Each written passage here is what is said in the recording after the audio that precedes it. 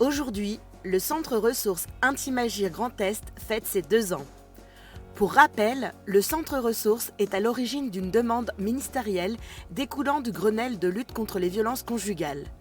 Leur souhait étant de créer une entité fédératrice pour tous les acteurs de sa région. Durant ces 2 premières années, notre mission s'est articulée autour de plusieurs axes. Nous avons recensé, informé, mutualisé les actions, réunissant ainsi les acteurs et les outils nécessaires à l'établissement d'un diagnostic territorial.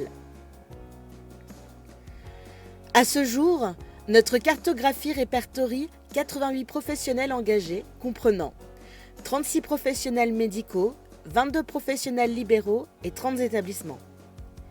Notre objectif principal est d'accroître la présence des professionnels en mettant en avant leur engagement à adapter l'accueil du public concerné. En 2 ans, nous avons répertorié et diffusé 525 ressources via notre site internet. Actuellement, nous travaillons sur un système de recherche des ressources pour faciliter leur accessibilité répartie comme suit. 44% de ressources en lien avec la vie intime, affective et sexuelle, 25% de ressources sur la thématique de la parentalité, 31% de ressources concernant la lutte contre les violences. Concernant la communication, nous avons renforcé notre présence sur les réseaux sociaux en relayant les événements sur notre site internet, puis sur nos réseaux sociaux, ce qui a conduit à une augmentation significative du nombre de visites. 1656 visites en 2022, 6125 en 2023 et 2365 depuis janvier 2024. Nous avons également constaté une augmentation des abonnés LinkedIn atteignant les 1172 abonnés.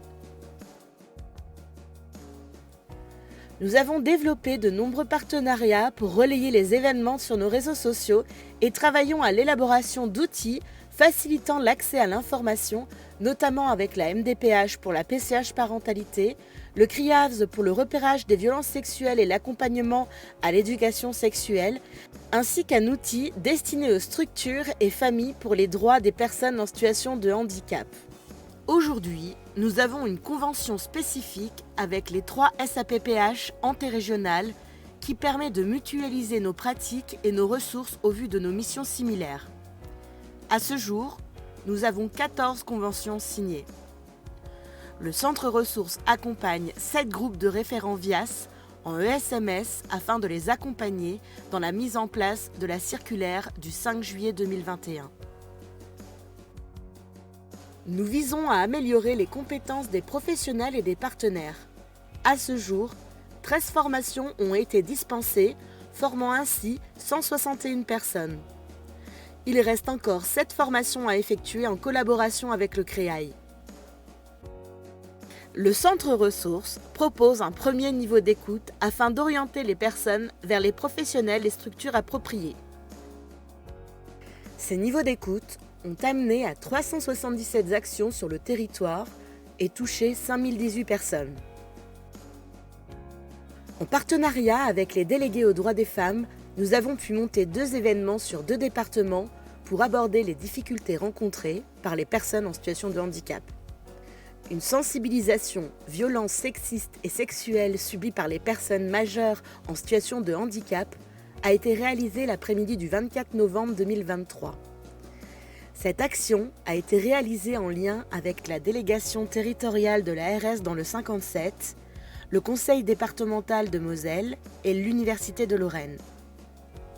Un colloque handicap, liberté, droit et intimité s'est tenu le 1er décembre dans la Marne.